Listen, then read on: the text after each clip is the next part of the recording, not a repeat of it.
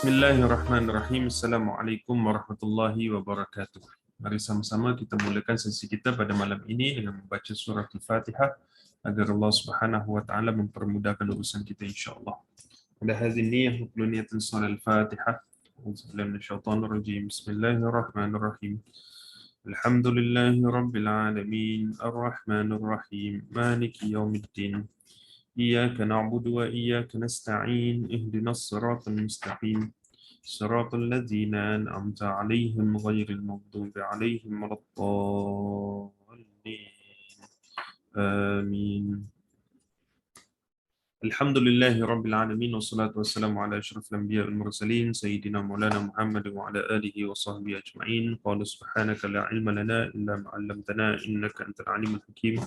Qala rabbi shrah li sadri wa yassir li amri wahlul 'uqdatam min lisani yafqahu qawli. Amma ba'd. Alhamdulillah, kita bersyukur kepada Allah Subhanahu wa taala di atas segala nikmat yang Allah kurniakan kepada kita. Kita dapat sama-sama bertemu sekali lagi pada malam ini, dan insya-Allah malam ini adalah kelas yang terakhir bagi tahun ini dan juga bagi siri kali ini. Dan insya-Allah kita akan sambung kembali perbincangan kita daripada surah Yusuf ni nanti pada tahun hadapanlah. Maklumat lanjut saya akan kongsikan kepada teman-teman sekalian yang ada. Jadi kita akan sambung. Pada minggu lepas kita dah bincang ayat yang ke-15 lebih kurang sampailah ke ayat 18, di mana akhirnya abang-abangnya Nabi Yusuf alaihi salam telah berjaya untuk melepaskan diri Nabi Yusuf ni daripada pemeliharaan bapanya iaitu Nabi Yaqub alaihi salam, dan kemudian mereka letakkan Nabi Yusuf di dalam sebuah perigi yang dalam, yang gelap dan jauh daripada pandangan manusia, jauh daripada tempat yang ada tamadun ataupun ada kampung, ada tempat orang tinggal dan sebagainya. Tapi itu adalah satu tempat yang di mana berkemungkinan akan ada orang yang berjalan ataupun orang-orang musafir yang berjalan di bahagian itu. Mungkin mereka akan bertemu dengan Nabi Yusuf dan akan membawa pulang Nabi Yusuf ke tempat mereka. Jadi dah hilang Nabi Yusuf daripada pandangan bapanya. Kemudian apabila abang-abang ni datang balik bertemu dengan bapanya, kemudian mereka menangis dan menangislah tanda menunjukkan kesedihan mereka kehilangan Nabi Yusuf, padahal itu adalah satu mainan sahaja kepada bapa mereka. Dan kemudian bagi tahu yang dia dah kena makan serigala, dan kemudian dia kata bapanya tak percaya mereka. Dan memang bapanya iaitu Nabi Yaqub memang tak percaya pun, sebab ini macam satu penipuan yang terlalu terang apabila kita lihat tentang cerita yang mereka berikan kepada bapanya. Dan kemudian mereka bawa dengan baju yang berlumuran darah, tapi bukan darahnya Nabi Yusuf, tapi mungkin dia buat daripada mana, wallahu alam. Ada riwayat yang mengatakan mereka sembelih binatang kambing, ambil darahnya letakkan ke dalam baju dan sebagainya. Tapi yang penting itu adalah dinamakan sebagai darah yang tipu, bidamin kadzib. Kemudian bapanya berkata kepada mereka, mereka ni telah digoda oleh nafsu sehingga melakukan perkara ini. Fasabrun jamil, dan kita dah bincangkan pada minggu lepas, maksud fasabrun jamil ni adalah berbagai interpretasi. Tapi fasabrun jamil ni apa yang boleh kita katakan ialah Nabi Yaqub alaihi salam sebagai seorang nabi yang kehilangan anak dia yang tersayang iaitu Nabi Yusuf. Dia berpegang kepada janji Allah Subhanahu wa taala yang awalnya, di mana dia tahu yang Nabi Yusuf ini akan dipelihara oleh Allah daripada sudut mendapat mimpi. Dan kemudian dikatakan Allah yang akan mendidik kamu, Allah akan mengajar kamu tentang kehidupan, tapi jangan dekati ataupun jangan bagi tahu mimpi itu kepada abang-abang kamu, kerana mereka memang dah ada sindiket ataupun dah ada komplot untuk menjatuhkan kamu. Jadi masanya dah tiba, kan? Jadi Allah yang akan memelihara Nabi Yusuf alaihi salam pada waktu itu. Disebabkan janji Allah itulah bapanya iaitu Nabi Yaqub merasakan dia harus bersabar, harus bersabar dengan dugaan dan juga ujian yang berlaku ini. Fasabrun jamil. Yang cantiknya itu bukan perangainya abang-abangnya, bukan perangai anak-anak dia yang tua, tapi yang cantik itu adalah janji Allah Subhanahu wa taala, wallahul musta'anu ala ma tasifun. Dan Allah dan dia hanya minta kepada Allah dalam pertolongan apa pun, dan supaya Allah Subhanahu Wa Taala memelihara Nabi Yusuf, dan dia meminta bantuan daripada Allah untuk menenangkan hatinya dan sebagainya daripada penipuan yang dilakukan oleh anak-anak dia yang lain itu. Jadi ini kita dah bincangkan pada minggu lepas. Sekarang ni kita akan masuk kepada ayat seterusnya, ayat ke-19 insya-Allah. Kalau ada kesempatan kita akan baca ayat 19, 20 dan juga 21 lah insya-Allah sebelum kita berhenti dahulu dalam sesinya. Jadi sebelum kita nak pergi ni, maknanya sekarang ni dia punya scene ataupun keadaan ataupun cerita ini dia akan beralih daripada kalau kita tengok macam cerita, contoh kita tengok wayang dan sebagainya kan, dia ada scene, ada satu babak yang mana dia akan ceritakan benda ni berlaku dalam rumah, kemudian terus dia pergi lompat kepada satu tempat yang lain, mungkin kat tempat kerja, ataupun kemudian dia lompat pergi kat sekolah, ataupun dia lompat pergi kat keadaan-keadaan yang lain, dan dia ada pelakon-pelakon yang berbeza-beza. Jadi kalau kita lihat cerita ni, awalnya lakonan yang berlaku adalah di antara Nabi Yusuf dengan Nabi Yaqub, dua orang yang sedang berbincang tentang mimpi, kemudian terus pergi kepada keadaan abang-abang dia yang berbincang nak bunuh Nabi Yusuf AS, kemudian pergi kepada scene di mana dia jumpa bapanya, minta izin bawa keluar, kemudian terus pergi scene kepada di mana mereka letakkan Nabi Yusuf dibawa pergi, kemudian pergi kepada scene mereka dah balik rumah bertemu dengan bapanya, kemudian sekarang ni pergi pula pada scene yang baru, iaitu pergi balik kepada Nabi Yusuf yang berada dekat dalam perigi tersebut. Jadi dah tukar scene lah. Jadi scene dia dengan abang-abang ni dengan bapa mereka tu dah cerita dah habis, kemudian balik kepada scene yang baru, iaitu cerita tentang Nabi Yusuf yang berada di bawah perigi. Kemudian Allah Subhanahu Wa Taala ceritakan dalam ayat ke-19 ini. Allah Subhanahu Wa Taala berfirman, "A'udzubillahi minasyaitonir rajim. وجاءت سيارة فأرسلوا واردهم فأدلى دلوه قال يا بشرى هذا غلام وأسروه بضاعة والله عليم بما يعملون." Sadaqallahu nazim. Okey, maksudnya dekat sini, dan kemudian datanglah sebuah kafilah ataupun rombongan, lalu mereka menghantarkan pencari air mereka, maka dia pun menghulurkan timbanya ke dalam perigi, dan tiba-tiba dia berkata, "Berita gembira, ini seorang anak muda." Lalu mereka menyembunyikannya sebagai barang dagangan, sedangkan Allah Maha mengetahui apa yang dilakukan mereka. Baik, kita akan pergi kepada ayat ke-19 dahulu. Okey. Beberapa pengajaran yang boleh kita ambil daripada ayat ini, tuan-tuan dan puan sekalian.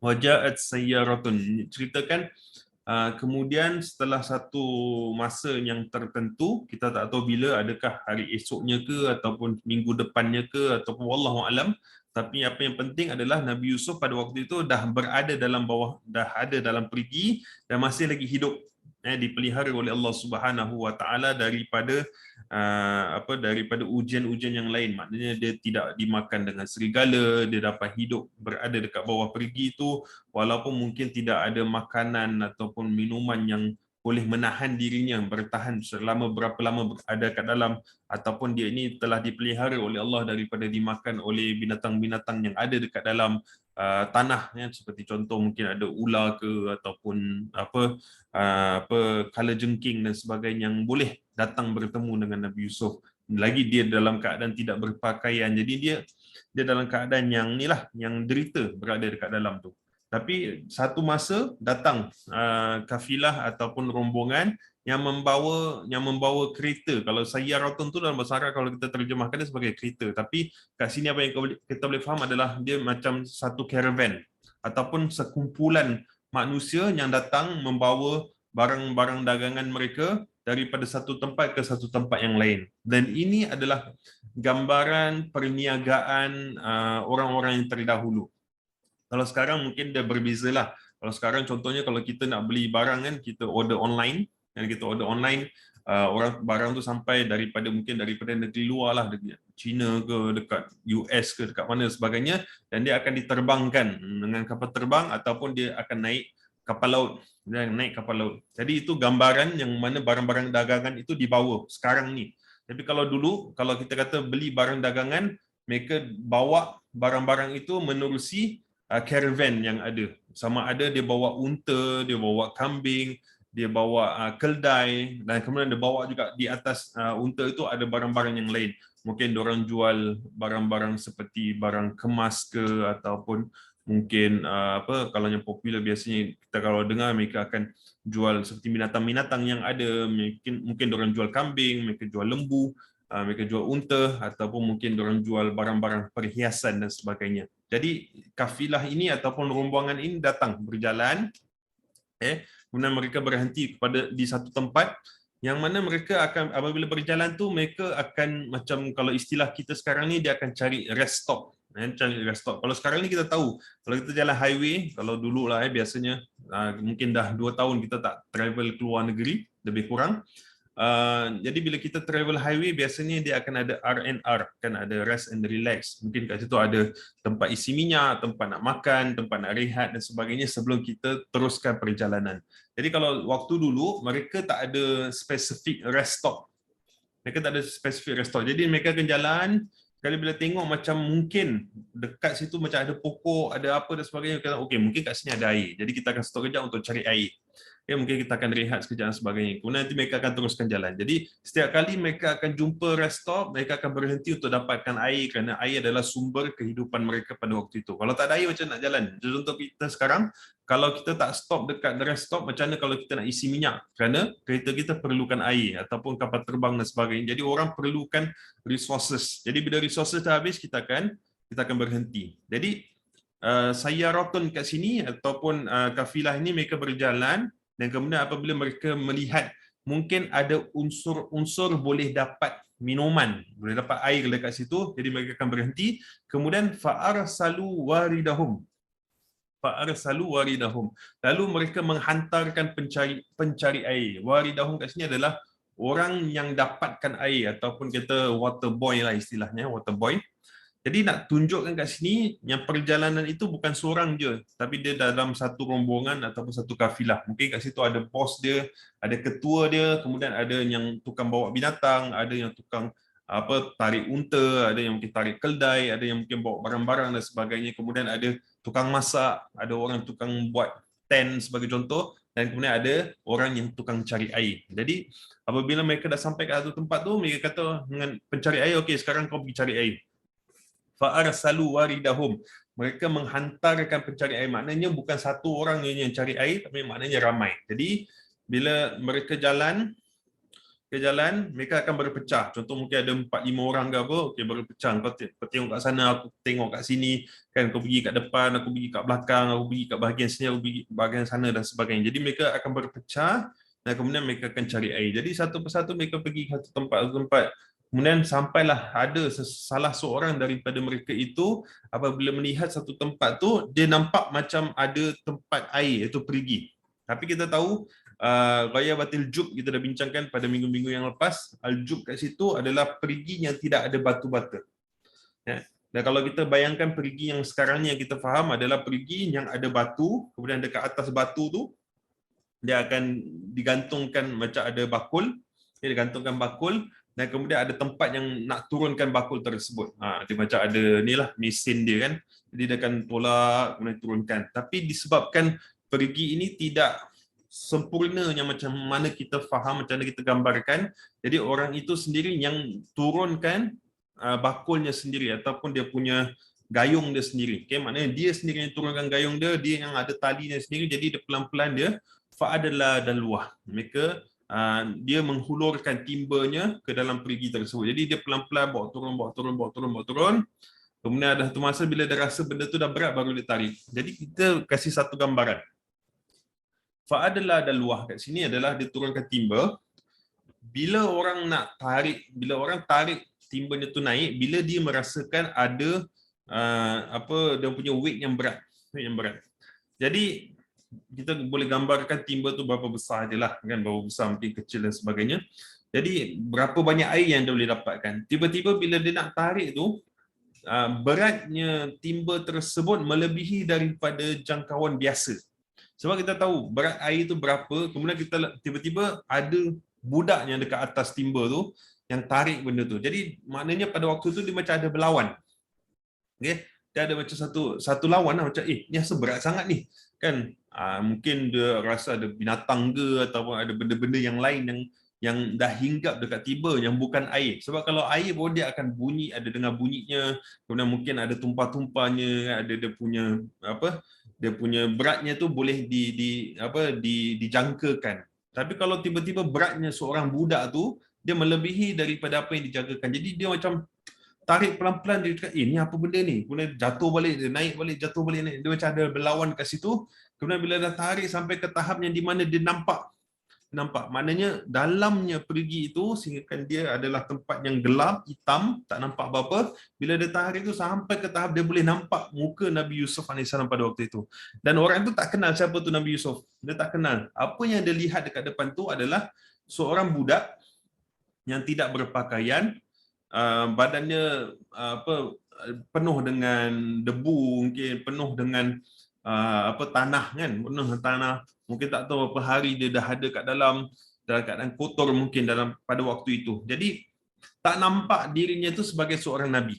Tak nampak. Sebab kalau kita tahu nabi ni adalah orang yang dipelihara, dia punya pakaiannya mungkin, dia punya dia punya rupa kan, dia punya kecantikan, dia punya bau harum dan sebagainya. Jadi pada waktu itu Nabi Yusuf dalam keadaan yang masih lagi budak kecil, dia tak nampak rupanya itu seperti seorang nabi. Jadi orang itu pun bila lihat ada budak ni kan, dia tak adalah anggap ni Nabi Yusuf ni, ni Nabi Yusuf ataupun ni siapa dan sebagainya. Tapi apa yang dia nampak adalah terus dia pekik, qala ya bushra hadza ghulam.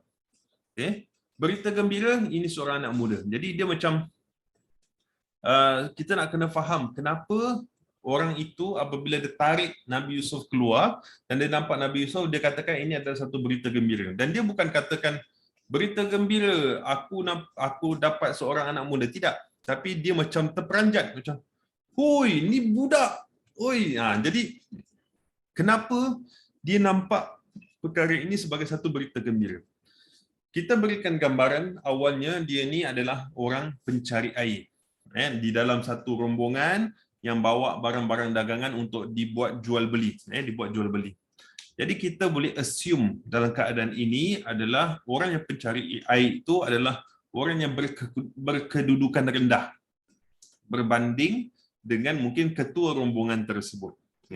Sebab kalau ketua rombongan mungkin bukan dia yang cari air, mungkin dia boleh relax, dia tunggu ada orang jual beli, dia yang berniaga, dia yang berurusan dan sebagainya. Tapi kalau misal kata benda-benda masak ke, benda nak ikat binatang ke, benda nak cari air dan sebagainya, dia suruh dia punya hamba-hamba ni yang suruh buat. Cakap ni kau pergi carilah, aku nak relax di sini. Jadi apabila seorang lelaki yang dalam keadaan yang miskin, dalam keadaan dia bekerja dengan seseorang yang mungkin dalam keadaan dia tidak mempunyai harta yang banyak, jadi dia melihat anak muda, anak kecil pada waktu itu sebagai satu ruang untuk dia meraih untung. Satu benda yang dia meraih untung. Dan kita kena faham, mereka ini dah terbiasa dengan berdagang barang-barangan. Dan hamba, kalau kita katakan hamba, kan, pada ketika itu dia diibaratkan seperti barang dagangan, sama seperti binatang, sama seperti barang-barang yang mereka ada. Jadi dia adalah benda yang boleh meraih keuntungan. Jadi pada waktu itu pandangan mereka apabila melihat Nabi Yusuf AS adalah dia nampak ini adalah barang yang boleh dapat untung untuk dia. Bukanlah dia nampak dia sebagai seorang manusia yang perlu dia selamatkan untuk bagi tahu dekat mana dia tinggal, dia akan hantar balik, bagi dia pakaian, bagi dia makan minum untuk dia minum dan sebagainya. Tidak, dia tak nampak Nabi Yusuf pada waktu itu sebagai seorang manusia yang perlu bantuan. Tapi dia nampak itu adalah barang dagangan yang dia boleh buat jual. Dia boleh buat jual. Jadi ini adalah pemandangan. Pemandangan manusia pada waktu itu apabila mereka ini dah hilang peri kemanusiaan dalam diri mereka dan mereka melihat manusia itu sebagai barang-barang yang boleh mendatangkan keuntungan buat mereka.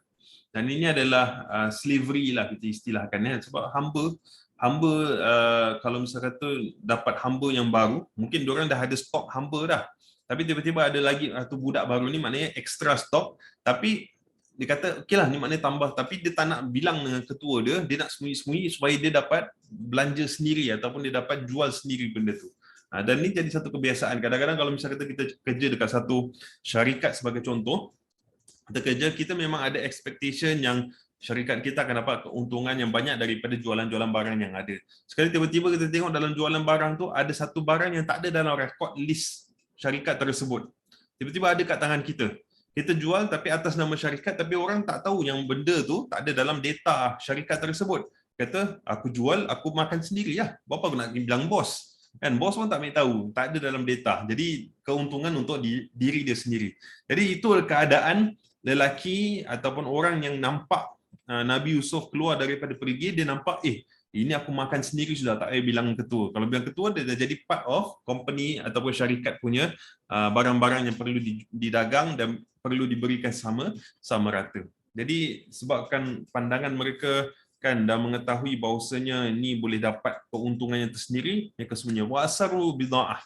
Dan lalu mereka menyembunyikannya sebagai barang dagangan. Mana tak bagi tahu orang, kan, biar jangan masuk dekat dalam data, jangan masuk dekat dalam list barang jualan kita, tapi kita jual sendirilah. Wa asar bid'ah wallahu alimu bima ya'malun, sedangkan Allah Maha mengetahui apa yang dilakukan mereka. Jadi perkataan alimun bima ya'malun ni adalah Allah ni Maha mengetahui apa yang dilakukan. Ada interpretasi yang mengatakan pengetahuan Allah SWT bukan sahaja daripada sudut niat orang yang bertemu ataupun jumpa kepada Nabi Yusuf itu, tapi Allah Subhanahu Wa Taala juga mengetahui semua yang berlaku daripada perjalanan Nabi Yusuf, daripada awal lagi, daripada niat abang-abang dia, daripada keadaan sedihnya bapanya Nabi Yaqub, daripada keadaan orang yang bertemu Nabi Yusuf dekat perigi tersebut nak menjual dan sebagainya. Jadi semua itu adalah di bawah pengetahuan Allah Subhanahu Wa Taala. Tidak ada yang terlepas daripada pengetahuan Allah Subhanahu Wa Taala. Okey. Jadi dalam ayat ke 19 ini, apa yang kita boleh belajar adalah kafilah yang membawa karavan berhenti di tempat yang tidak bertamadun, lalu terjumpa dengan seorang anak kecil, iaitu Nabi Yusuf. Jadi Nabi Yusuf ini dijumpai juga di satu tempat yang tidak ada kehidupan, tak ada tamadun. Maknanya macam tak ada kampung yang dekat-dekat, tak ada orang yang tinggal dekat situ. Tak tahulah, dia dekat, kalau kata dekat rest stop, kalau sekarang ni RNR pun, belakang RNR tu mungkin ada kampung orang yang tinggal dan sebagainya, boleh tanyakan ni budak siapa punya ni kan. Tapi pada waktu itu memang tak ada kampung, tak ada apa, jadi mereka pun tak ambil pendekatan dan mereka tak ada sifat kemanusiaan pun nak tanya kau ni daripada mana, nama kau siapa, sedangkan dia boleh berbicara, dia sudah berbicara dengan bapanya kan tentang mimpi dan sebagainya. Kenapa tak tanya nama kau siapa, kau kampung mana, boleh tak nanti kita bawa kau keluar ke, kita hantar kau balik dan sebagainya. Tidak. Jadi mereka terus melihat ni adalah sebagai satu perkara yang mereka boleh dapat manfaat, kan, yang berada di tempat yang tidak ada kampung itu ataupun tanah itu tidak dimiliki oleh sesiapa pun. Itu adalah satu tempat yang belum lagi diberikan ruang ataupun tidak ada penghuni di daerah situ. Dan Allah Subhanahu Wa Taala memberitahukan perkara ini secara terperinci, nak bagi tahu kepada kita tentang kehidupan manusia pada ketika itu dengan berlakunya sistem ekonomi yang rendah, kan, nak berbandingkan dengan ekonomi kita yang sekarang, dan pemikiran manusia yang melihat manusia sebagai satu bahan mendapatkan keuntungan. Dan kalau kita lihat kehidupan kita sekarang pun, mungkin ada kita kata macam syarikat-syarikat yang mana dia ni melihat manusia ni sebagai barang yang boleh meraih keuntungan untuk dirinya. Okay? Dia tak kisah tentang, kalau maaf cakap lah, kita katakan kalau ada syarikat yang besar-besar mungkin, ataupun kita memiliki syarikat yang mana kita memikirkan tentang keuntungan kita tanpa kita fikirkan tentang nasib dan juga keadaan pekerja-pekerja yang kerja dekat tempat tersebut. Kan kita paksa dia kerja sampai dia teruk lah, sampai dia teruk, tak kasih dia cuti, tak kasih dia leave mungkin, tak kasih dia rehat, kemudian tak kasih dia makan minum dan sebagainya, kemudian gajinya rendah dan sebagainya. Kenapa? Kerana mungkin kita fikirkan tentang kepentingan company syarikat tersebut melebihi daripada peri kemanusiaan kita kepada teman-teman ataupun pekerja-pekerja kita. Dan ini nak katakan zaman dahulu memang dah ada kehidupan slavery ini, tapi sekarang pun ada juga sistem-sistem modern day slavery yang kita katakan. Okay, kita lihat banyaklah macam mana orang dia ibarat berdagang manusia tanpa fikirkan tentang nasib, tanpa fikirkan tentang belas ihsan manusia tersebut. Dan kalau agama kita tahu bahawa manusia ini adalah tiada nilai, tiada nilainya yang terlalu tinggi atau terlalu rendah, melainkan apabila dia ada iman dan takwa kita kepada Allah Subhanahu Wa Taala. Jadi waktu itu memang pemikiran tu dah ada, sampai sekarang pun pemikiran tu boleh dikatakan masih ada lagi orang yang berpikiran sedemikian. Okay? Dan Allah mereka bersembunyikan Nabi Yusuf dari diketahui oleh ketuanya, jadi dia tak bilang dengan ketua rombongan pada waktu itu. Dan Allah mengetahui semua perkara dan juga pandangan kamu tentang nilai seseorang. Jadi kadang-kadang kita hidup dalam lingkungan di mana kita akan nampak ada perbezaan. Orang ni dia akan lihat dia nilainya tinggi, nilainya rendah. Kalau yang dia ni mati, mungkin dunia akan bergoncang. Kalau yang seorang lagi mati, mungkin dah tak ada apa-apa sebab dia tak ada nilai di pandangan masyarakat ataupun kehidupan masyarakat dan sebagainya. Jadi nilai kita kepada seseorang itu diketahui oleh Allah Subhanahu Wa Taala. Macam mana kita nilai orang tersebut. Jadi ini kisahnya daripada ayat yang ke-19. Okey. Kemudian seterusnya ayat ke-20 Allah Subhanahu Wa Taala berfirman, A'udzubillahi minasyaitonir rajim. وَشَرَوْهُ بِثَمَنٍ بَخْسٍ دَرَاهِمَ مَعْدُودَةٍ وَكَانُوا فِيهِ مِنَ الزَّاهِدِينَ. Sadaqallahul azim. Dan mereka maknanya apabila salah seorang daripada pencari air itu sudah jumpa Nabi Yusuf, dah angkat, nampak ada budak.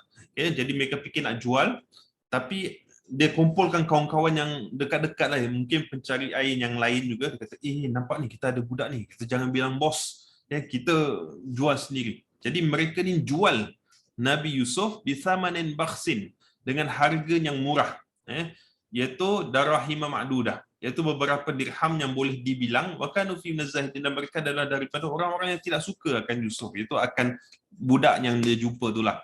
Jadi dekat sini apa yang kita boleh faham adalah Nabi Yusuf ada riwayat contohnya daripada Ibn Abbas radhiyallahu anhuma, dia berkatakan Nabi Yusuf pada waktu itu dijual dengan harga lebih kurang dalam 20 dirham. 20 dirham. Okey. Dirham ni kalau nak bandingkan kalau dengan mata wang yang lain, dirham ni adalah lebih rendah daripada dinar. Jadi kalau kita kata ada wang emas, ada juga wang perak. Jadi kalau perak ni lebih rendah daripada emas. Okay? Dan biasanya kalau kita kata emas dan perak dan sebagainya, nak tahu betapa nilainya mereka adalah bukan daripada sudut mereka kira. Macam sekarang ni kita kira $1, $2, $3 dan sebagainya. Tapi kalau dulu dia bukan lihat kepada 1 emas, 2 emas, 3 emas, tak. Tapi lihat kepada weight dia. Okay? Weight dia. Jadi maknanya ni berapa berat. Okay. Contohnya 1 kilo emas ataupun 1 kilo dirham ataupun berapa kilo dan sebagainya. Jadi nak tunjukkan betapa rendahnya harga, betapa rendahnya harganya dijual itu kan, dia bukanlah dinilai daripada sudut beratnya timbangan duit itu, tapi berat tapi hanya dengan kira saja. Maknanya macam ni ada berapa, 20, ni kasih kau. Jadi dia boleh kira dengan tangan. Ada 1, 2, 3, 4, 5 macam itu. Okey, kita bagi-bagi antara kita dah. Jadi nak tunjukkan betapa rendah nilai yang mereka tunjukkan. Tapi ada juga pandangan yang lain mengatakan walaupun harganya tu daripada sudut dirham, tapi apabila ditukar kan, dia mempunyai nilai yang tinggi juga. Maknanya dia bukan sahaja macam contoh 20 dirham tu dia macam sikit, sebab bagi mereka yang hidup dalam keadaan miskin, walaupun harganya mereka dapat tu adalah beberapa dirham, tapi boleh membawa kepada kehidupan mereka selama beberapa bulan ataupun beberapa tahun. Sebab orang yang miskin, dia tak ada banyak responsibility ataupun tak ada banyak tanggungan. Dia tak perlu bayar bil, tak perlu bayar gaji orang, tak perlu apa dan sebagainya. Jadi mereka hanya perlukan makanan asas. Mereka perlukan makanan untuk diri mereka sendiri. Jadi duit yang mereka dapat tu adalah cukup untuk makanan mereka selama beberapa bulan ataupun mungkin ada riwayat katakan setahun mungkin.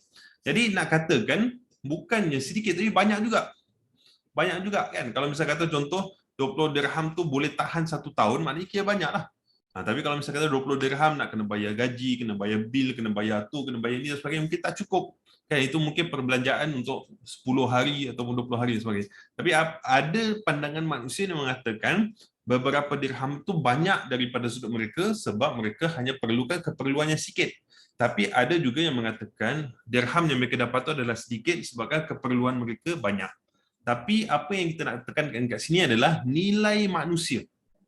Tak kira dia bukan sahaja Nabi Yusuf, tapi siapa saja manusia yang ada dekat muka bumi ini, nilainya tidak pernah diukur dengan harta dunia.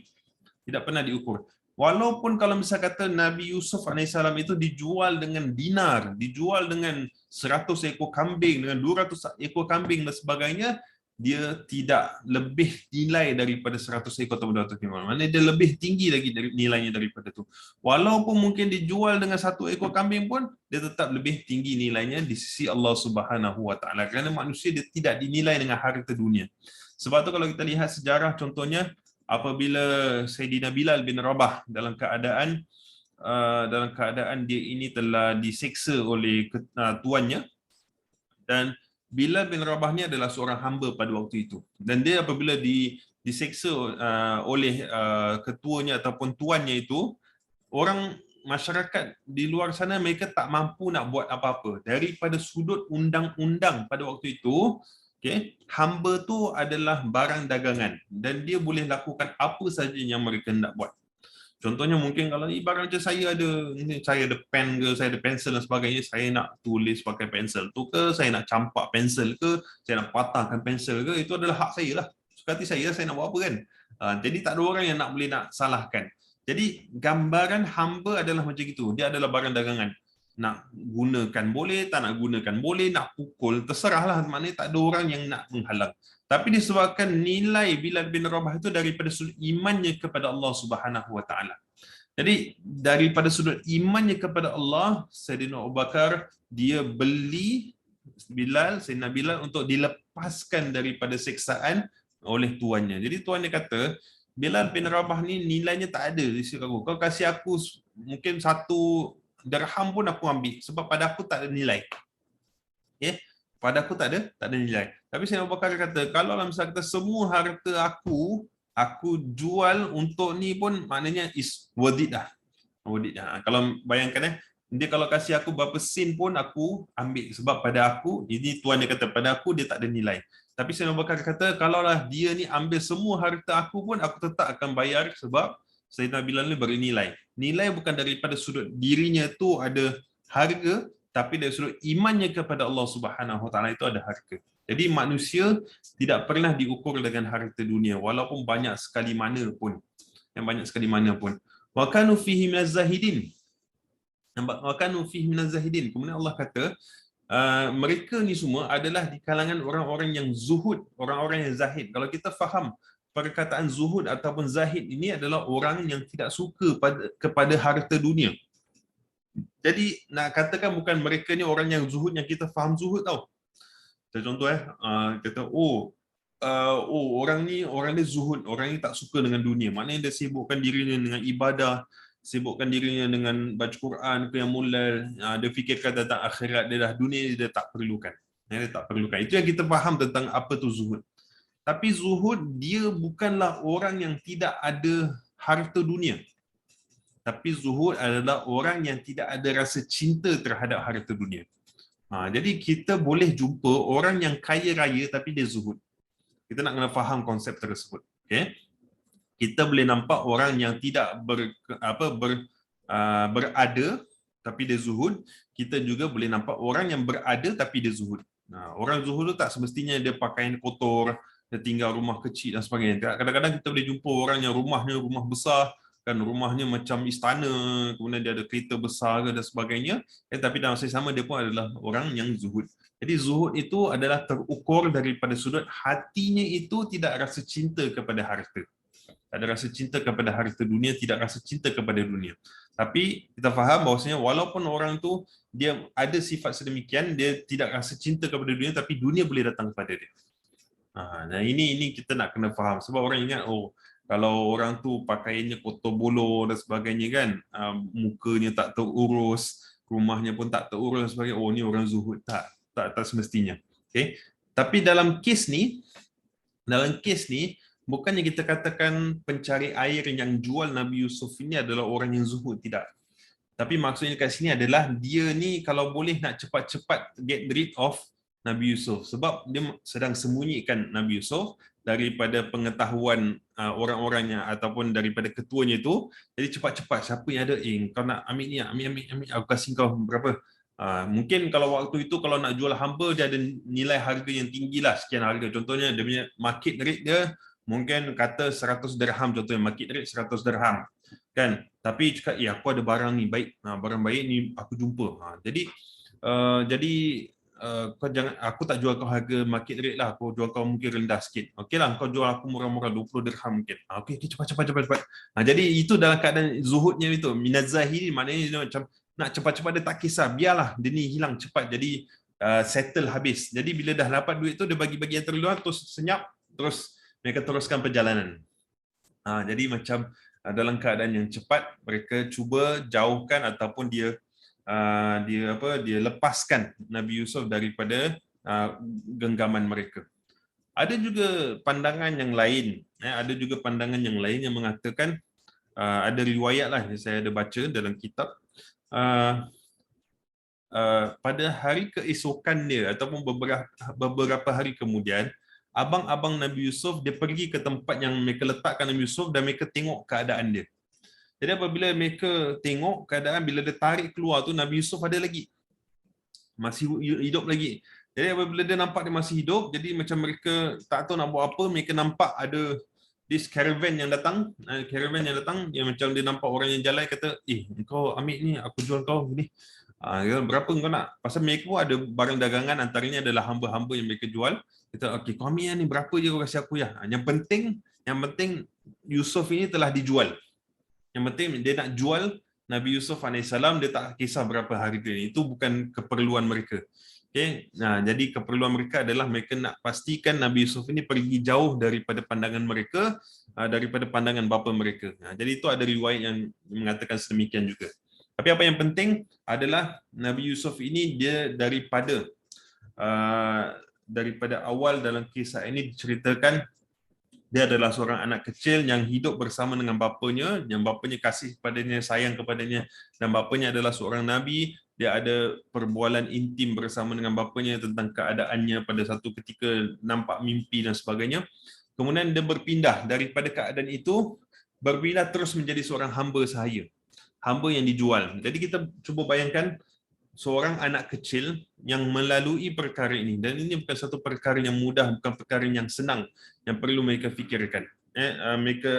Nabi Yusuf perlu alami, daripada bersama-sama dengan bapa, tiba-tiba dia ini telah ditarik, diragut oleh abang-abangnya, kemudian diletakkan dekat bawah perigi yang gelap gelita, tak tahu apa nasibnya yang berada dekat bawah.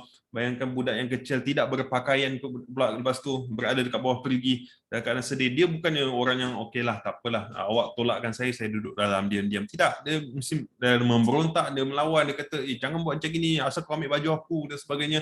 Kemudian apabila dah dibawa naik, kan dia nampak ada macam tali yang turun, kemudian dia terus hinggap kepada timba tersebut, kemudian bawa naik. Kan kemudian belum sempat dia nak berbual, nak berbicara apa-apa, dia ni mungkin telah diikat ke ataupun telah ditutup mulutnya supaya tak berbicara, sebab tak ada perbualan Nabi Yusuf dalam Quran. Tak ceritakan dia berbual, tolong lepaskan aku, tolong hantar aku balik, tolong cari bapa aku. Tak ada benda tu. Mungkin dalam gambaran itu apabila mereka dapat Nabi Yusuf, tak nak buat scene yang besar, terus tutup mulut ataupun terus tutup badannya, letak dekat dalam guni dan sebagainya, terus letak dekat dalam caravan atau bawa jalan. Jadi dia tak sempat nak berbual.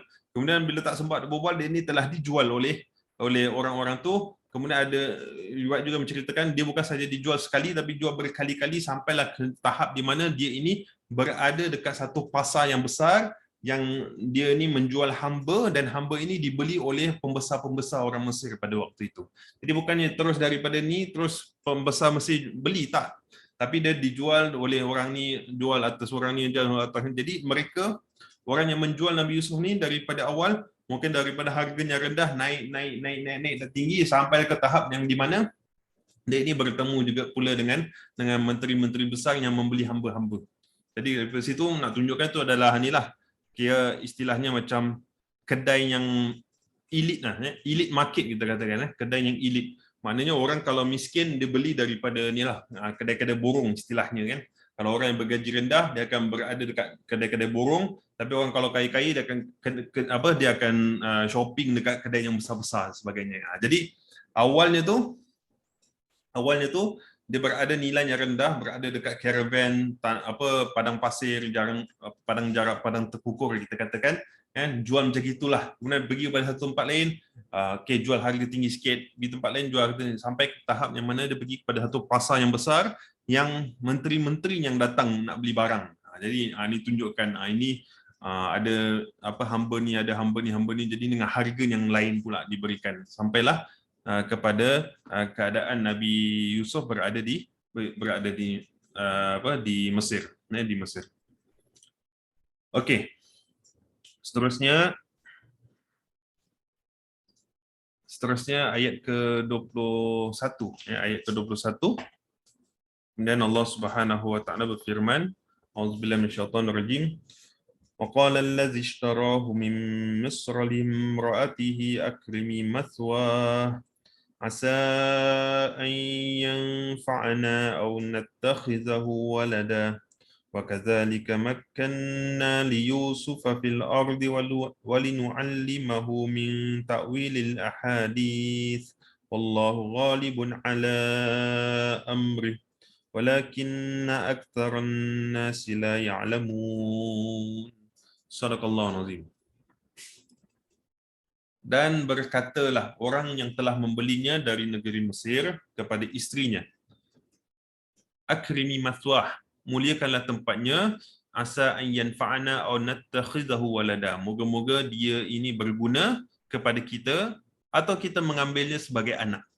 Fakazalika makkanna li Yusuf fil ardi wa linu'allimahu min ta'wil ahadits. Dan demikianlah kami memberikan kedudukan yang baik kepada Yusuf di negeri itu supaya kami dapat mengajarnya sebahagian dari takwil mimpi. Wallahu ghalibun ala amrihi walakinna aktsarun nasi la ya'lamun. Dan Allah amat berkuasa dengan dalam segala urusannya, akan tetapi kebanyakan manusia tidak mengetahui. Okey. Baik, ini ayat yang terakhir yang akan kita bincangkan pada malam ini insya-Allah. Wa qala allazi ishtarahu min Misr, dan berkatalah orang yang telah membelinya dari negeri Mesir.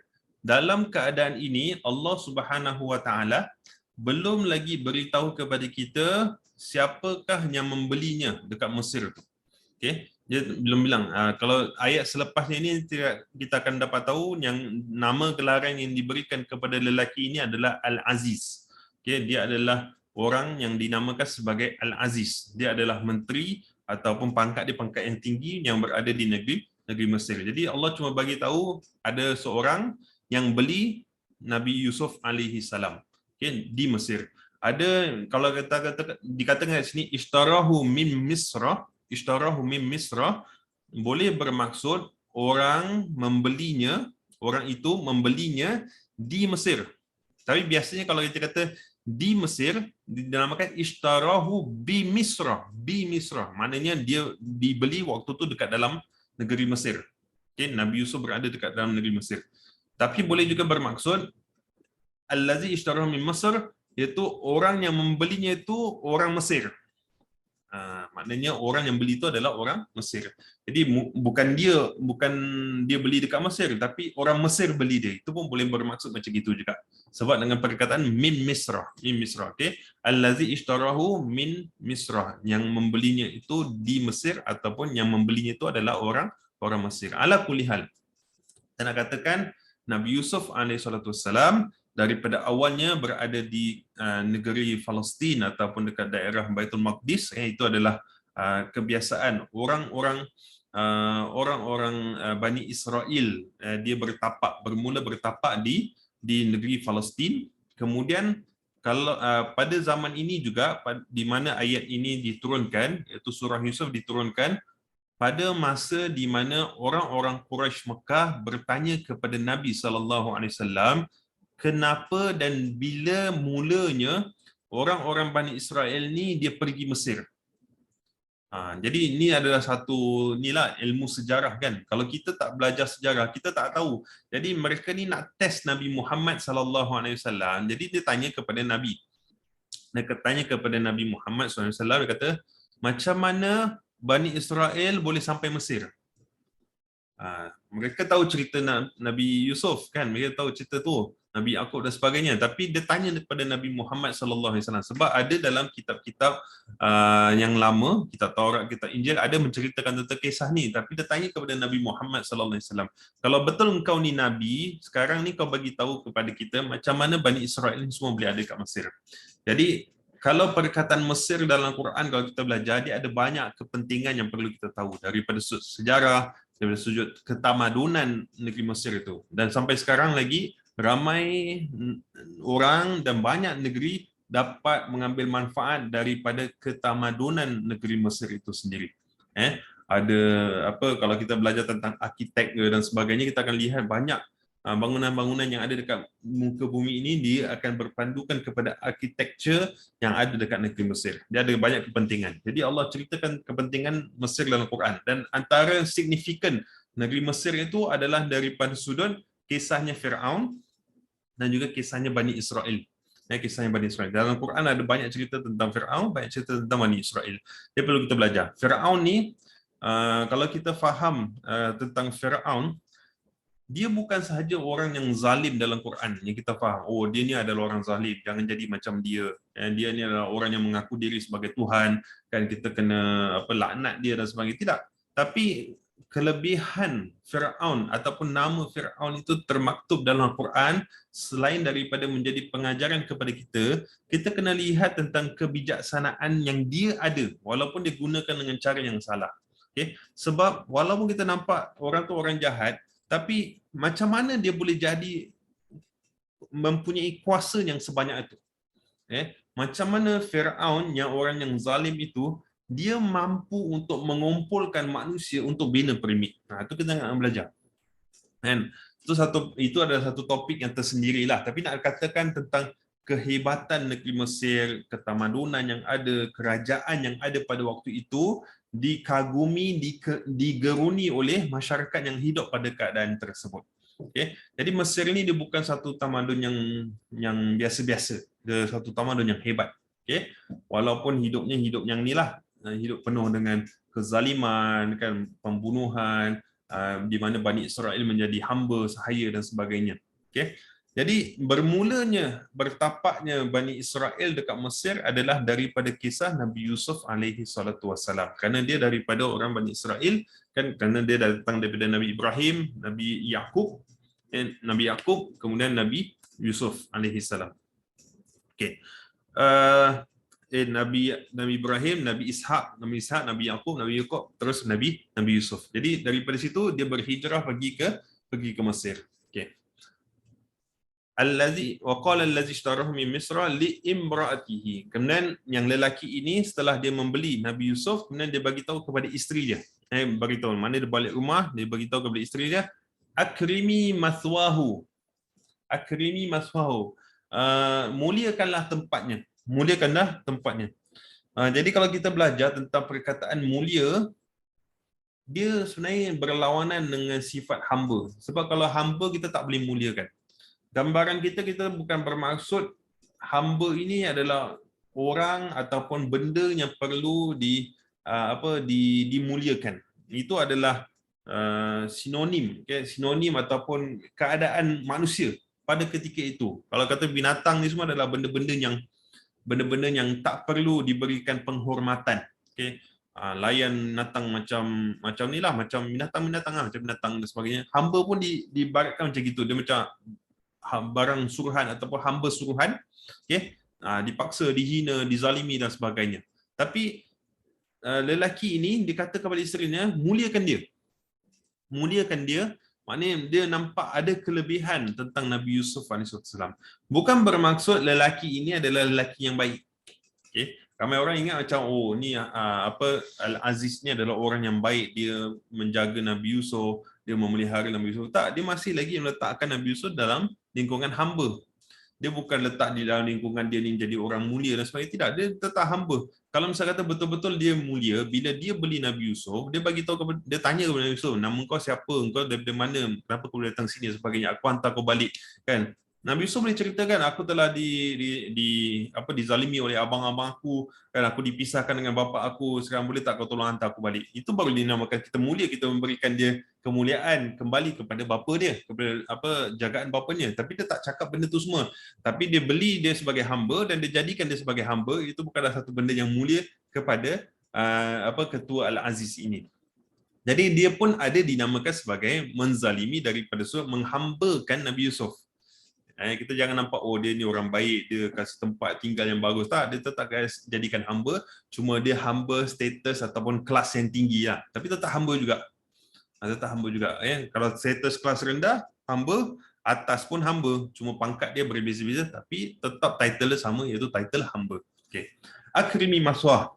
Maswahu kat sini boleh kita terjemahkan sebagai tempat tinggal. Okay. Tapi maswah dekat sini, kalau kata tempat tinggal, ada bahasa ataupun perkataan-perkataan yang lain dalam Al-Quran seperti baitahu, akrimi baitahu ataupun akrimi darahu, kan, ataupun akrimi makanuhu dan sebagainya. Tapi Allah gunakan perkataan akrimi maswahu. Maswahu ni mempunyai pendekatan yang berbeza-beza, makna yang berbeza-beza. Maswah boleh bermaksud tempat tinggal, ataupun maswah ini boleh bermaksud memberikan dia tempat privacy. Privacy. Jadi dia ni berada dekat dalam istana. Okay. Lelaki ini bagi tahu kepada isterinya, sedangkan isteri itu adalah pemaisuri dekat dalam rumah. Dia boleh buat apa saja dekat dalam rumah tu. Tapi suami dia ni kata kepada isterinya, untuk lelaki ini ataupun untuk Yusuf ini, kau kasih dia masa yang private time. Sedangkan kita tahu hamba dia tak ada that private time. Kalau kita pekerja, kita tahu. Contoh kita ada tukang gaji, orang gaji kat rumah, tukang gaji kan. Maid istilahnya. Dia boleh kerja daripada jam berapa sampai jam berapa. Cukup time dia kena rehat. Hujung minggu dia kena cuti 1 hari, dia boleh keluar dan nak pergi mana dan sebagainya. Betul tak? Dia ada time-time dia. Sebab dia ada pekerja. Kan, kalau kita kerja kat office pun kita ada masa-masanya. Satu minggu berapa jam kita kena kerja, kemudian kita dalam 1 tahun ada berapa hari kita dapat cuti. Kalau kita sakit kita boleh pergi doktor, kita dapat cuti dan sebagainya. Jadi ada dia punya timing dia. Tapi kalau kata namanya hamba, dia tak ada timing. Dia kena kerja 24 jam. Bila disuruh buat, dia kena buat. Tapi lelaki ini bagi tahu kepada isterinya, untuk lelaki ini ataupun untuk Yusuf, kasih dia masa, maswahu, maknanya ada private time yang dia boleh menyendiri, dia boleh berehat dan sebagainya. Maknanya kasih kemuliaan daripada sudut bukan saja tempat tinggal, tapi daripada sudut masa kepada mereka. Tapi dalam masa yang sama juga, maswah boleh bermaksud juga adalah tempat yang berketurunan. Maknanya macam contohnya macam kita contohnya kita ni adalah orang Singapura. Ibu bapa kita pun datang daripada orang Singapura, kemudian datuk nenek moyang kita mungkin datang daripada orang Singapura. Tapi ada orang yang datuk nenek moyang dia bukan orang Singapura, dia adalah orang Indonesia mungkin ataupun orang Malaysia dulu dan sebagainya. Jadi dia macam ada kampung, kemudian berketurunan semua tinggal kat kampung tu je. Itu pun dimaksudkan sebagai maswah. Okay. Ataupun bermaksud juga adalah selepas dia tinggal meletak kat tempat itu, kemudian anak keturunannya pula yang akan hidup dekat situ, berketurunan dekat situ. Jadi Nabi Yusuf kalau kita tahu dia bukan asalnya orang Mesir, tapi selepas itu orang-orang ataupun anak keturunannya dia bawa mak bapaknya datang kat sana, adik-beradik semua datang pergi kat Mesir, kemudian berketurunan Bani Israel berada dekat negara tersebut. Jadi itu adalah dinamakan dimuliakan tempat untuk Nabi Yusuf alaihissalam untuk membesar dan beranak pinak dekat negara tersebut. Jadi itu pun dinamakan sebagai maswah. Jadi daripada awal lagi lelaki ini dah nampak kelebihan Nabi Yusuf alaihissalam, bukan saja nak diambil sebagai hamba pada waktu itu, tapi dia ni nak mentor hidupnya Nabi Yusuf ni untuk membesar dan dia dapat menetap dekat negeri itu dan dia dapat menyampaikan khidmat dekat negara tersebut. Jadi dia bukan short term dapat maid, bukan short term dapat hamba, tapi ini macam a long term punya proses ataupun projek yang dia nak bagi kepada Nabi Yusuf alaihissalam. Alaih asa ayyan fa'ana aw nattakhidahu walada. Moga-moga dia ini boleh memberi manfaat kepada kita. Jadi manfaatnya Nabi Yusuf alaihissalam bukan saja manfaat daripada sudah disediakan makan minum, dia kemas rumah dan sebagainya, sebab hamba-hamba lain semua buat benda yang sama. Itu pun manfaat juga untuk ketua ataupun untuk tuan mereka kan. Tapi manfaat daripada sudut kat sini adalah lelaki ini nampak Nabi Yusuf ni dia ada kelebihan-kelebihan yang tertentu kan, daripada sudut kepandaian, kebijaksanaan, daripada rupa wajah dan sebagainya, nampak ni macam special sikit. Jadi dia berbeza dengan apa yang ada hamba-hamba daripada hamba-hamba yang lain. Hamba-hamba yang lain ada kelebihan, tapi ini special dia lebih. Okay? Jadi mungkin dia memberi manfaat bukan saja daripada sudut nak kemas rumah, nak tolong hiaskan tempat, nak berikan makan minum, nak masak dan sebagainya, tak. Tapi dia ada kelebihan yang lebih, dan lelaki ini nak berikan kepada Nabi Yusuf sehingga kan ke tahapnya di mana mungkin dia nak jadikan orang ini adalah anak mereka. Jadi ada pandangan yang mengatakan Al-Aziz ini dan juga isterinya tidak ada anak yang sendiri, jadi nak ambil ni sebagai anak angkat dan sebagainya. Dia nak katakan kelebihan yang ada kepada Nabi Yusuf sehingga mereka nak jadikan Nabi Yusuf ni adalah sebagai orang yang dapat meneruskan legasi kehidupan menteri tersebut, Al-Aziz tersebut. Maknanya dia orang kaya kan, mesti dia nak ada keturunan yang meneruskan kehidupan dia kan. Jadi maknanya nak teruskan legasi kekayaan yang dia ada, tempat menteri yang dia ada dan sebagainya. Jadi tak tahu nak kasih siapa, anak-anak tak ada, mungkin ada anak, mungkin anak tu tak boleh harap dan sebagainya. Jadi dia nampak ni ada potential, jadi dia mungkin nak jadikan dia sebagai anak yang meneruskan legasi mereka. Okay. Jadi ini keadaan yang berlaku di istana Al-Aziz. Nabi Yusuf sudah berada dekat sana. Kemudian Allah Subhanahu Wa Taala sendiri memberi komentar tentang keadaan ini. Allah kata, "Wa kadzalika makkanna li Yusufa fil ard wa linu'allimahu min ta'wil ahadits." Dan demikianlah kami memberikan kedudukan yang baik kepada Yusuf di negeri itu supaya kami dapat mengajarnya sebahagian daripada takwil mimpi, takwil ahadits kat sini. Jadi beginilah Allah Subhanahu Wa Taala menceritakan kepada kita bagaimana Allah Subhanahu Wa Taala memberikan kedudukan. Jadi kalau kita lihat Nabi Yusuf daripada awal sampai sekarang ini dia tak pernah menetap dekat satu tempat yang sama. Dia awal daripada kecil bersama dengan bapanya, kemudian dia pergi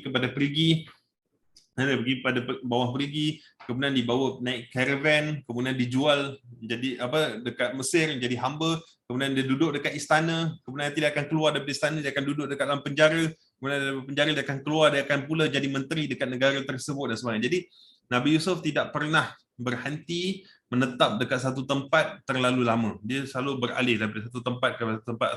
Ini adalah kelebihan yang Allah Subhanahu Wa Taala berikan kepada Nabi Yusuf alaihi salam, berada di tempat-tempat yang berbeza, dan Allah tempatkan setiap satu yang ada kat situ walinu'allimahu min ta'wilil ahadits, dan Allah Subhanahu Wa Taala yang akan mengajarnya tentang takwil mimpi. Kalau kat sini kita kata takwil mimpi, tapi al-ahadits ni, takwil ahadits ni kita dah bincangkan pada sesi yang sebelumnya ini. Ada perkataan takwil ahadits juga keluar, iaitu ahadits bukan saja bermaksud mimpi dia yang awal, tapi ahadits ni adalah perbicaraan orang yang ada. Jadi kelebihan yang diberikan kepada Nabi Yusuf AS adalah dia ini akan berada di dalam istana diraja, istana menteri pada waktu itu, dan dia ni akan duduk dengan orang yang berbeza kelas. Okay, kelas maknanya kelas hamba adalah kelas yang rendah, kita katakan. Jadi dia akan duduk dengan rakyat yang ada dekat bawahnya, rendah-rendahnya, pergi pasar ataupun orang-orang yang kerja, buruh dan sebagainya. Dia akan jumpa dengan orang-orang macam ini. Tapi dalam masa sama juga dia akan berada di dalam istana dan dia akan mendengar perbicaraan orang-orang yang berada di atas, pihak menteri, raja-raja dan sebagainya. Jadi dia akan nampak dua dunia yang berbeza. Satu dunia yang akan membincangkan tentang keadaan manusia, satu dunia yang akan membincangkan tentang maslahat kehidupan mereka seharian. Jadi mungkin mereka yang bina polisi ni ada pemikiran mereka tersendiri, tapi kat bawahnya akan merasakan adakah polisi ini berhasil ataupun tidak. Jadi dia berada dekat dua-dua tempat yang berbeza. Dan dalam masa yang sama juga, kita kena faham, untuk Allah Subhanahu Wa Taala berikan kita ilmu, dan kat sini Allah kata Allah yang ajar Nabi Yusuf, bukan menteri Al-Aziz tu yang bagi dia ilmu, tak. bukan isterinya kasih dia ilmu, bukan orang-orang Mesir kasih ilmu, tapi Allah kata Allah yang bagi dia ilmu kat sini. Dia nak tunjukkan kepada kita apa saja ilmu yang mendatangkan manfaat dan kebaikan demi manusia itu adalah datangnya daripada Allah Subhanahu Wa Taala. Jadi ilmu Allah tidak bersangkutan hanya dengan belajar Quran, belajar hadis, tidak. Okey. Maknanya apa saja yang boleh membina ketamadunan manusia itu pun adalah ilmu datang daripada Allah. Dekat sini Nabi Yusuf bukan belajar ilmu Quran. Nabi Yusuf dia belajar ilmu politik. Dia akan belajar ilmu sosiologi kita katakan, kan, tentang keadaan manusia, kan, political science. Dia akan belajar tentang macam mana nak buat finance, sebab satu hari dia akan jadi finance minister dekat negeri Mesir. Dia akan belajar tentang bagaimana nak mentadbirkan negara dan sebagainya. Ini semua dia belajar daripada istana, dan Allah Subhanahu Wa Taala sendiri memberitahukan kepada kita bahawasanya Allah yang mendidik dia semua. Jadi jangan sampai kita menyangkakan kalau kita ni, contohlah ada yang di antara kita mungkin, oh saya kerja kerja dekat lab buat ubat sebagai contoh, kan, jadi saintis ke, jadi saintis ataupun jadi engineer ke, jadi jadi arkitek ke, jadi doktor dan sebagainya, itu bukan ilmu agama, tak. Itu adalah ilmu datang daripada Allah SWT, manfaatkan untuk agama kita. Jadi walaupun mungkin ada di antara kita mungkin yang ada social media sebagai contoh, Facebook ke, ada apa-apa internet, Instagram dan sebagainya, gunakan ilmu dunia itu kepada kegunaan manfaat kita dekat dunia ini dan juga di hari akhirat. Kerana ilmu itu semua datang daripada Allah Subhanahu Wa Taala. Kita yang boleh menjadikannya menjadi baik ataupun tidak. Walinu'allimahu min ta'wil hadis. Allah yang memberikan ilmu kepada Nabi Yusuf bukan saja daripada sudut ajarnya Quran, ajar dia ingat Allah, ajar dia zikir, ajar dia tasbih dan sebagainya, tak, tapi mengajarnya tentang kehidupan dunia bagi manfaat orang-orang Mesir pada waktu itu. Okay. Disebabkan dia ini terlepas daripada bimbingan bapanya, dia sekarang berada dekat istana dan dia ini diajar oleh Allah Subhanahu Wa Taala. Okay. Wallahu ghalibun ala amrihi, dan Allah amat berkuasa. Allah melihat semua perkara, Allah tahu semua perkara apa yang berlaku, walakinna aktsarun nasi la ya'lamun, akan tetapi kebanyakan manusia tidak mengetahuinya. Jadi pada waktu ini kita boleh kata Allah mengetahui semuanya, tapi ramai orang tak tahu, kan? Abang-abang Nabi Yusuf tak tahu apa yang berlaku, tapi Allah tahu. Orang-orang yang menjualnya dengan harga yang murah pun tak tahu, tapi Allah tahu. Okay. Istana diraja itu, istana menteri tersebut pun tak tahu tentang kelebihan Nabi Yusuf pada satu hari nanti, tapi Allah SWT tahu. Dalam masa yang sama juga ada tafsiran yang mengatakan orang-orang Quraisy yang bertanya kepada Nabi Muhammad sallallahu alaihi wasallam, yang mana Nabi SAW pada waktu itu dalam keadaan amul huzun, pada tahun kesedihan, Allah memberikan berita gembira kepada Nabi sallallahu alaihi wasallam daripada cerita Nabi Yusuf, yang mana mereka ini merasakan inilah masa yang sesuai untuk membunuh Nabi Muhammad sallallahu alaihi wasallam. Allah bagi tahu, Allah tahu segalanya, dan mereka tu tak tahu apa yang Allah SWT dah sediakan kepada mereka. Jadi nak tunjukkan Allah ni mengetahui tentang semua perkara, dan Allah akan menguruskan semua perkara demi kebaikan nabi-nabi Allah dan para anbiya, dan juga orang-orang yang berada di jalan Allah Subhanahu Wa Taala. Wallahu taala alam bisawab. Alhamdulillah, saya rasa saya dapat berhenti di sini dalam perbincangan kita pada hari ini, dan insya-Allah kita akan kongsikan lagi pada masa akan datang, insya-Allah. Mungkin 1-2 minit, sebab kita dah terlebih sikit hari ini. 1-2 minit mungkin ada teman-teman yang nak kongsikan sedikit komentar ataupun tulis dekat dalam chat soalan-soalan yang ada bagi manfaat kita semua.